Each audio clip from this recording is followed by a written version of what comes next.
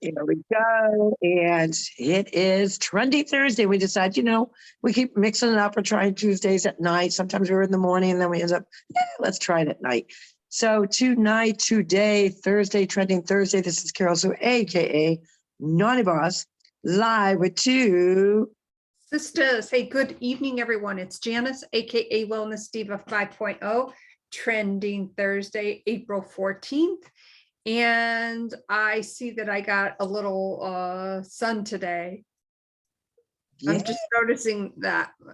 Yeah, I was going to say, well, it looked a little pinkish, but again, I don't have my glasses because of the way my ring light is glaring off. So I said, I'll just take them off. Sometimes I take them off. But, what's trending? Obviously, this is Easter week. This is the holiest week. It's so funny. Like I always call them cradle Catholics, which we are. We are cradle Catholics. That means that you were born into this faith versus someone that actually takes the rite of Christianity. And this is, a lot of people think that Christmas is the holiest day, but it's actually the Easter Vigil to be exact, but it's Holy Week, the entire week. So obviously today is Holy Thursday. This is when we are celebrating the Last Supper. Then you do Good Friday, and then of course the Stations of the Cross, that all comes into play. Saturday is Easter Vigil, which is actually the holiest day. A lot of people think it's Easter, but it's actually the Easter Blessings, but it's actually the Easter Vigil, because that is the vigil when, they went to the tombstone and Lord and behold, our Lord was not there. The tomb was empty. And, they were waiting for him to kind of make his presence known because he is risen from the dead. And it is just a very busy week for a lot of people. A lot of people do the Triduum. And so the Trillium, it would be Holy Thursday, Good Friday, Easter Vigil. And then some elect to go on Easter Sunday, which a lot of times, depending on what church parish you belong to, they will do Easter egg hunts. And everyone kind of says, well, where does the Easter Bunny fit in? Mm-hmm. Do you know where the Easter Bunny fits in?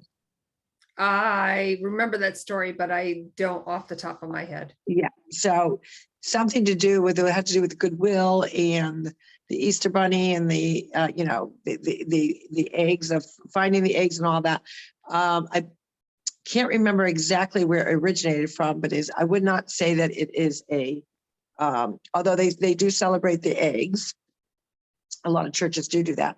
The actual Easter Bunny is not related to the whole Easter Vigil. Yeah, and I would have to actually investigate. Actually, yeah. while we're doing this right now, because I, again, like you, years ago I knew, and over the years I'm like, yeah, I can't remember where did the Easter Bunny come from? We'll see if something comes up. Of course, I'm typing without my glasses, so we shall see how that works out. Knowing me, I probably spelled something wrong. Let's see if we get anything that comes up on that. But it is from some old tradition, and I can't remember. Of course, it's not gonna allow me because my system is working slow as molasses. I'll keep looking. But what have you been noticing is trending on this Trending Thursday? Oh, well, my. Hashtag Elon Musk. Oh, I know. So did it go through or no? I don't think it did. No, not as of yet, but very interesting situation, obviously, with that. Now, I don't know a lot about it, so I had to do a lot of research on it. And thank you, Dan Bongino, for explaining it, so that the layperson, somebody like me, could understand it. But very interesting where the freedom of speech is going. And I think he is just a genius. I mean, absolutely amazing.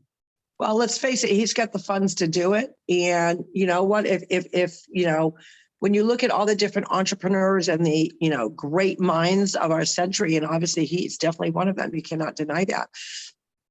He doesn't like okay, here we go, before we get into that.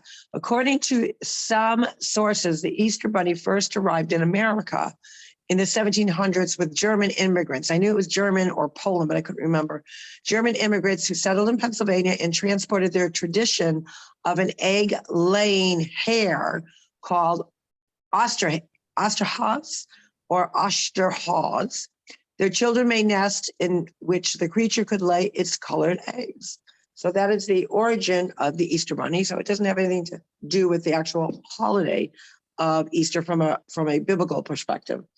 But that's what it's from. I was thinking, I thought maybe German, but then I was thinking maybe Poland, and I couldn't remember. So now it's refreshed my memory. There's another thing that people ask. I love it when you go on the internet and you search for something, and then they ask. So it is believed that Christian missionaries aligned these traditions with that of Easter to convert Anglo-Saxons to Christianity. Others believe that the Easter Bunny arrived in America in the 1700s with the German immigrants. So who the heck knows? So we got kind of two different things flowing there. I would tend to believe that it was with the German immigrants, but who knows? And disregard that I'm now connecting to Zoom. I don't see, this is how crazy my system is working today. Is now it says it wants to try to connect to our live video, and so if it comes, and yes, it's showing up. See, it just showed up, so I'm going to I won't admit you. Don't admit my other self, but I don't know. So that's what's kind of trending for around here is everyone's complaining about the internet. Like it's just the signal is crappy, and mind you, we do pay for the we have a higher, whatever it's called, gigabytes, or I don't think it's gigabytes, but whatever the signal is, we have a higher signal here, and it's not working very good. So I'm going to be calling AT&T and saying, what the hey? Well, I know from Brett too, that he did mention that a lot of providers during certain time frames throttle, even if you have the highest speed, which we have as well, right. They throttle it back. And it seems to happen in our house between 5 and 6 o'clock at night. Yeah, I mean, I do Zooms at night, and I don't, if I'm actually on the Zoom app, on my, or, zoom.com on my laptop, sometimes it's a little, I would say a little slow, but never this slow. But usually a lot of times that I go on, it'll be like 8, 9 o'clock. So it's not as busy as this time frame. So I think that's got, like you said, something to do with it, that maybe the more people that are on. But what other things are trending? Coloring Easter eggs. So because we are not back in New England with the grandkids, the last 2 years we've been coloring Easter eggs via virtually. So we set up the phone and we kind of talk about, what kind of eggs we're going to be making. So today I went out and I got, our package of coloring kit, and it comes with, I think came with like 6 different tablets, and you add 1 tablespoon. It's funny how some of the different boxes of Easter egg kits that you buy are different. So this one called for putting the tablet in your cup, 1 tablespoon of white vinegar, and then a 1/2 cup of room temperature water. And so I had pretty much everything all set up before we went live with the kids. So we would, be pretty much like, let's go, let's color these eggs. It also came with this glue that was not your typical glue. It wasn't like an Elmer's glue. It wasn't like, the real sticky glue for, the heavy duty stuff that, sometimes, or like the nail glue. Well, not that I use nail glue, but years ago, the nail glue, God forbid you got it on your fingers and your fingers would like stick together and be that tough. So it wasn't that kind of, it was more of a creamy glue, but it was clear. And what it said was you can, do different things with the eggs and then sprinkle the glitter. So John decided to like almost wash his hands in the glue. And then he put the glitter on his hands and he just molded the eggs. But you talk about it. I'm going to go get one so you can see how, like, I've never seen these gorgeous eggs before. Hold on. Keep chatting. Okay. So I'm not sure if I'll be decorating Easter eggs. So how do you decorate your Easter eggs at home? So many great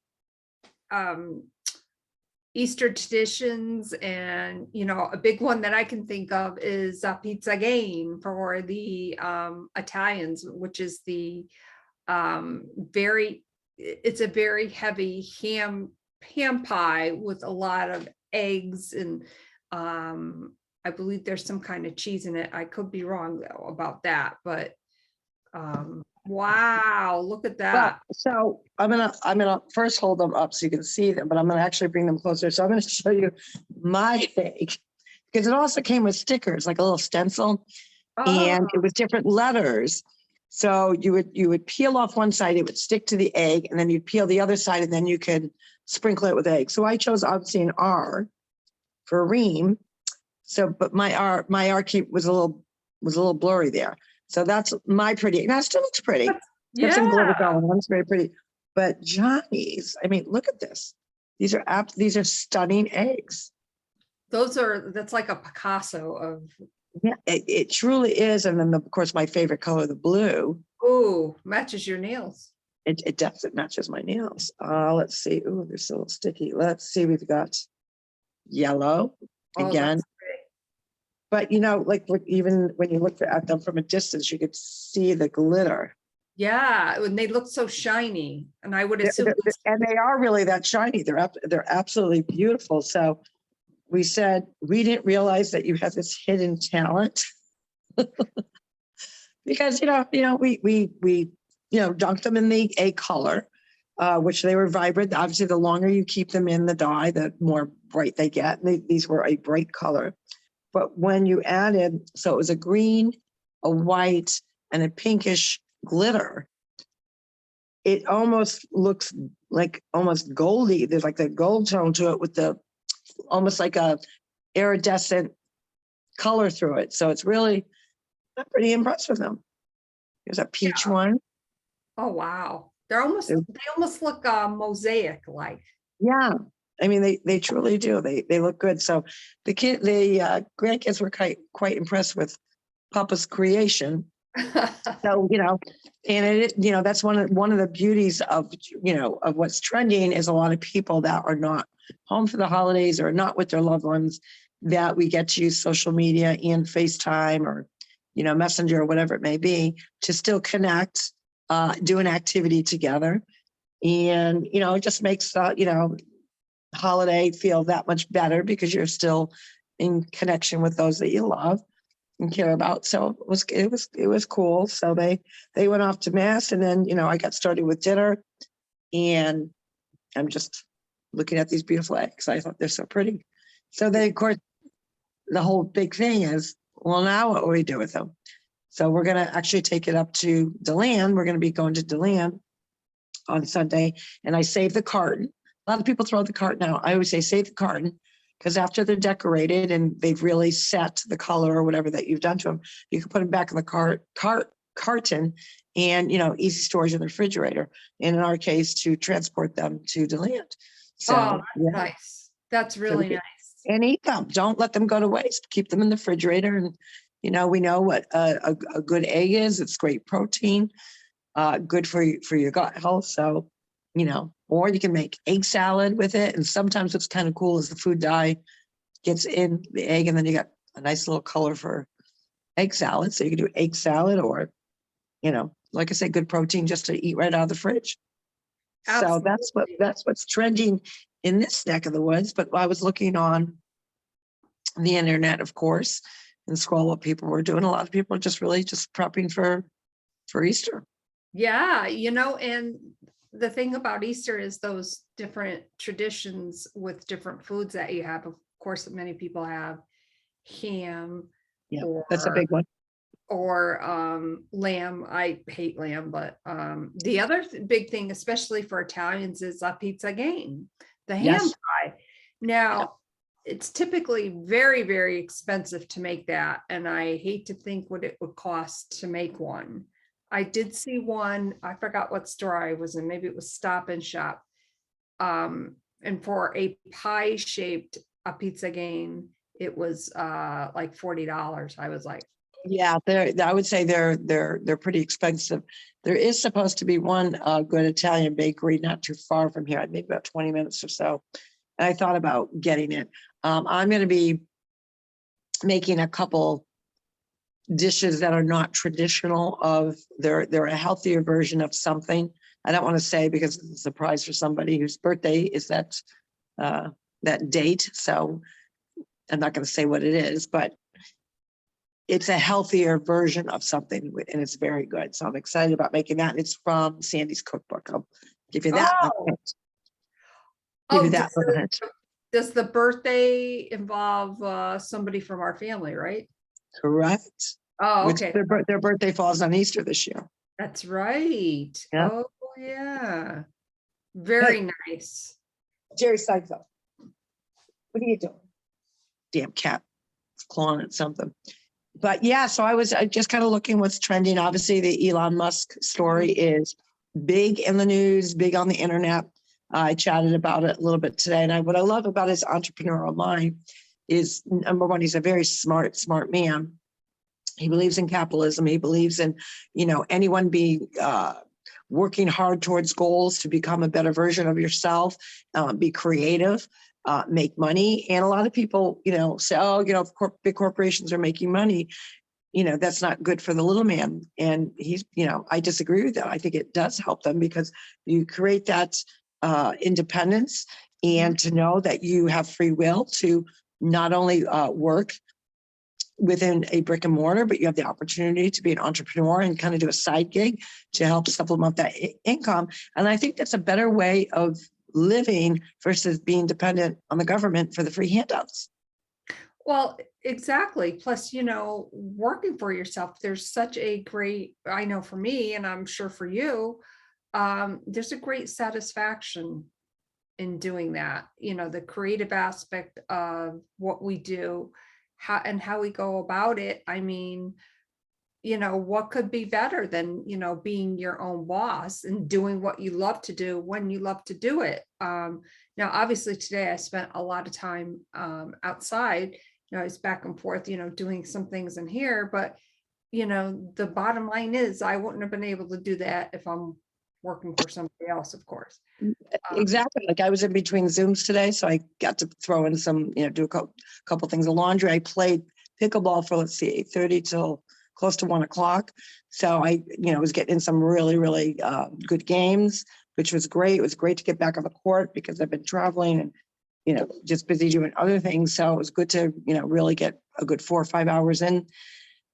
And just being able to come back and say, you know what, now I can get down to work, put in a few hours working. And we always talk about that, working the nooks and crannies of your day, no matter if it's to refresh who you are, really kind of do that self-care, or if you're an entrepreneur, working the nooks and crannies of the day, whatever your business may be, plus the creative piece to it. And then taking a break and be able to okay, let me throw some laundry in, take time off for about an hour or two, get that stuff done, go back to it, and then say, oops, it's 5 o'clock. Got to get ready for coloring eggs with the grandkids. And they're, I think the missing link for a lot of people is they don't understand when you have an entrepreneur, you're your own boss and you work out of your home, there's a lot of tax credits that come with that. So, even if you decide that you're just going to do it for, you don't want to do it full time, you just want to do it part time because you say it happens to be product driven, you get some tax breaks that are actually going to really help you. So, from a financial piece, why wouldn't you? Well, exactly, and of course, as with anything, putting in the work, there's a level of satisfaction with that. You can take it anywhere you want it to go. And, I just love the excitement of that. And, who knows what is next. And speaking of the sidebar, speaking of Sandy's cookbook, ever since I've been in my new office, it's here somewhere. I'm like, I want to find it. Oh yeah, no, I have it. I have a guy keep it in the same spot, which is in the corner of my countertop near the refrigerator. And ironically, we had chatted and she said, oh, I would love to get, you take a picture of me with my cookbook. And again, that's the spirit of entrepreneurship. We love helping other entrepreneurs out. So I said, absolutely. And I looked and it wasn't there. I'm like, oh, where did it go? And then I remembered I left it on the coffee table because I was reviewing a recipe that I'm obviously going to be making for Sunday. And so I left it on the coffee table and I was like, I panicked. was like panicking. Where's that cookbook? Because there's so many great recipes in there that really enhance your journey of your health and wellness with still eating the things that you love. And she's found creative ways to make them a healthier version, of your mac and cheese, of your, I don't know, there's so many recipes to even think of. She's got cookies, she's got cake, she's got, baking stuff. She has all kinds of side dishes, main dishes, and it's, the illustrations alone. So the name of the book is The Desire to Be Well, right? It's Desire to Be Well. Yes. Or to live well, desire to be well. And it really is taking those favorite recipes and converting them using great ingredients just in a different way.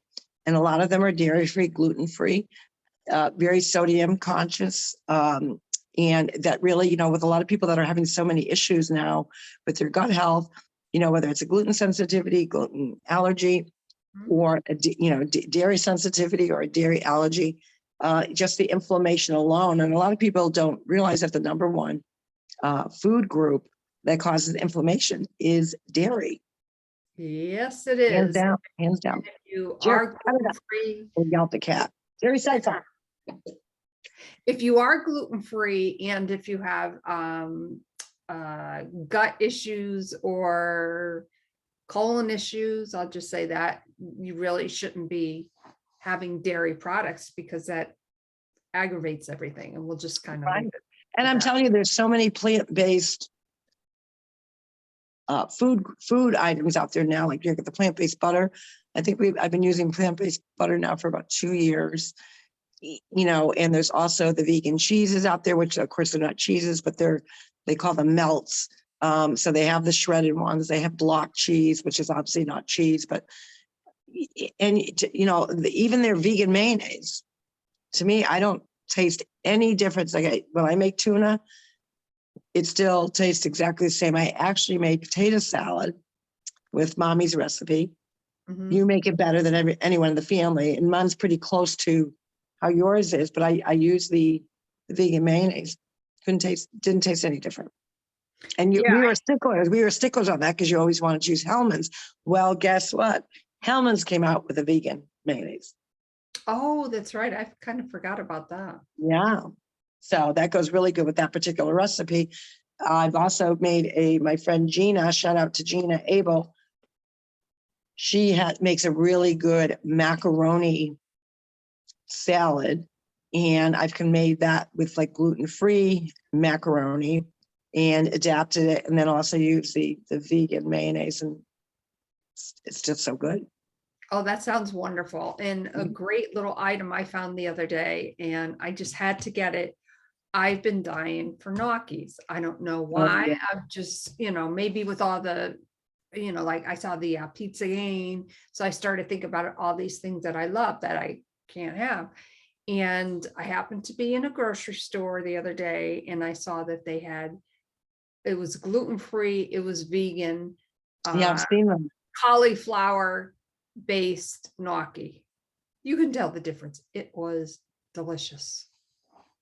And every time I hear a gnocchi, I think of Gary calling them, what does he call them? Sinkers. Sinkers. They kind of settle in your stomach and you're like, oh man, I just ate a gnocchi.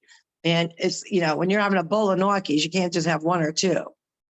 Well, then, he's looking as I'm cooking, he's like, that's not going to be enough for both of us. And I said, gnocchi is filling. It'll be more than enough. Absolutely. It is very filling. That's why he calls them sinkers. And they just sink right in your belly and you feel good. But, this is a big week for, people cooking different types of items depending on, I think your heritage or where you come. Italians do certain things and Polish do certain things and Germans do certain things. So, it's just, it's that family time, these darn cats are going to be the death of me. Hey, Jerry, cut the crap out. Oh my God. So we have the cat, Jerry Steinfeld. Well, it's actually little Jerry Steinfeld. Yes, I'm talking about you. And he loves to come in the office when I'm doing podcasts. But as soon as I get on the podcast with you, he's trying to get the heck out of the office because he's, the ring light's on. He's like, what the hell's going on here? What's going on? Jerry, you just have to wait till mommy's out. Too bad. And what's trending around the circle, of course, is the start of the Malillo family garden on the other side. And, Uncle Billy was over there yesterday, and then Gary went over there, and they were harrowing and rototilling where the asparagus comes up. That, I guess, is when something comes up every year. I think that's called a perennial, if I'm not mistaken. Correct. So that's kind of neat. So I love getting pictures of like the day after that part of the garden is rototilled to when everything is in abundance, the pepper plants, the tomato plants, squash, and all that kind of goodness. And, it's such a neat feeling walking around the circle and seeing the garden and just envisioning, all the fresh vegetables. And I always get excited about that. Well, you really appreciate them because the soil here is not the same. Mm-hmm. So, and when Gary comes to visit, that's one of the things we talk about. The tomatoes, they're not like New England tomatoes. And we're like, yeah, you get used to a good New England tomato, hearty, good, juicy, flavorful. And for whatever reason, although the farm stand that I go to, the new farm stand, like right around the corner, well, actually it's not new. Their tomatoes, I don't know where they get them from. They're as close to New England as I could probably find anywhere. But there's something about, and I just think of it brings me back to our childhood, with Dad making the tomato salad with basil and olive oil, some garlic and peppers and the different spices that he liked, with a little bit of onion. Sometimes, we'd beg him to put a cucumber in there, and he would every now and then, but he really liked it with the tomato and the onion. And, you just eat that with a nice fresh loaf of Italian bread. Ooh la la, delish. Yeah, that sounds amazing. So really looking forward to that. Of course, Uncle Billy, I'm not going to have anything to do with the garden this year. And, he's how old is he now? He's getting up there. He'll be 90, actually. I believe 90. Wow. 90. God bless him. 89. God bless him. Yeah. Yeah. That's awesome. And the funny thing is, when Gary's on the tractor, of course, Uncle Billy's got to get on the tractor, and and he loves splitting wood. And, when he's got the wood chopper thing over there, Uncle Billy will say to Gary, you're too old to do this. Just get out of the way. Let me do it. And he's like, wait a minute. You're my uncle. Like, you're older than me. Right. Well, you know what? That's something that he looks forward to. And, when you have those traditions that you do as a family, especially in your particular neighborhood, which is like, 80% Malillos, to still have those traditions to take part in, that the family can participate, and who's going to rototill it, who's doing the actual planting, who's, weeding it and taking care of it. And also just picking the vegetables, because you get it and it's in abundance when it does come in. So I think that's an awful great tradition. Jerry Seinfeld, get away from here. Get over there. Get over there. Oh man. Damn cat. Yep. And so on that note, we hope that whatever your upcoming weekend is, that you have an amazing weekend and set yourself up for success each day.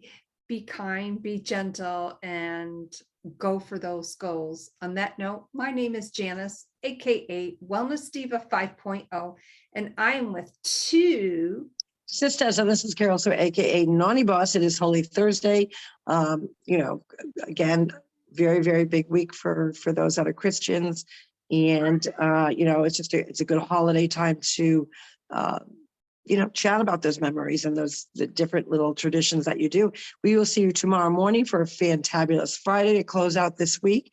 We hope that you have an enjoyable night. And if you're making those eggs, try not to crack them. Take care, everyone. We'll see you tomorrow morning. Bye-bye. Bye-bye.